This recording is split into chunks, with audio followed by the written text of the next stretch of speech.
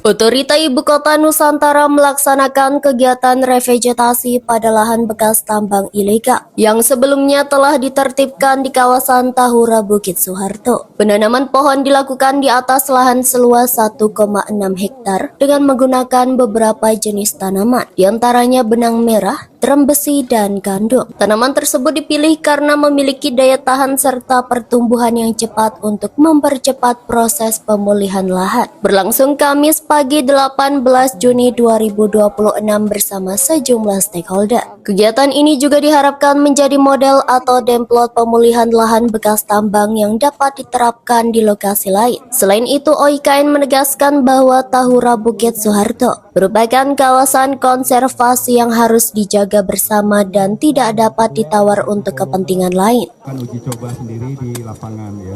Seperti yang disampaikan oleh Ibu Mirna tadi. Jadi kami melakukan penanamannya 1,6 hektar.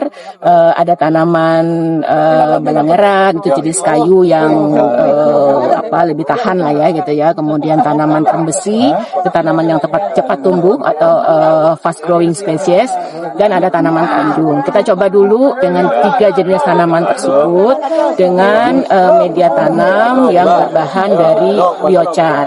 Nah, kalau ini kami akan terus amati, jadi ini akan menjadi template juga untuk kami mengetahui bagaimana teknik yang paling tepat di dalam reklamasi melalui. Lamanya kita bisa menanam kembali dengan. Sementara itu, OIKN mencatat penanganan aktivitas tambang ilegal terus dilakukan melalui koordinasi dengan berbagai aparat penegak hukum. Hingga saat ini 8 perkara tambang ilegal di kawasan Samboja dan Tahura telah dilaporkan dan diproses hukum. Berdasarkan data OIKN, luasan tambang ilegal di kawasan Tahura diperkirakan mencapai lebih dari 4.000 hektar. Sedangkan kebun ilegal di kawasan tersebut mencapai 8.000 hektar. Hingga 2026, rehabilitasi yang dilakukan OIKN di kawasan Tahura telah mencapai lebih dari 4 hektar. Ilegal, kita tidak hanya menanam. Mula Warman diwakili oleh Kasrengko.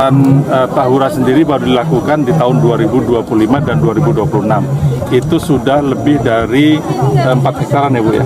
Ya, 4 hektaran. OIKN kan sudah dilakukan oleh UPT di Tahura lebih banyak. Ya, yang oleh Otorita Ibu Kota Nusantara sendiri, yaitu 2025 dan 2026 ini.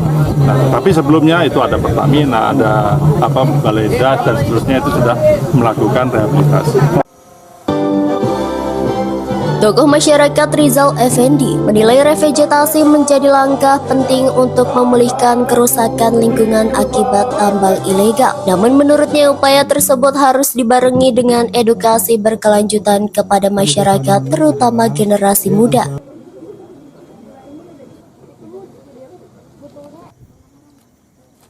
Mati, tambang liar dan sebagainya, dan ini sangat merusak sekali. Bayangkan Tahura itu 70% rusak sudah, terutama karena tambang gitu. Jadi ya upaya seperti ini penting gitu, dan juga perlu intensif kepada masyarakat juga, baik dari pemerintah daerah maupun dari IKN, karena kan untuk menggeser kembali masyarakat kembali tidak merusak lingkungan tidak gampang karena sudah menikmati nih.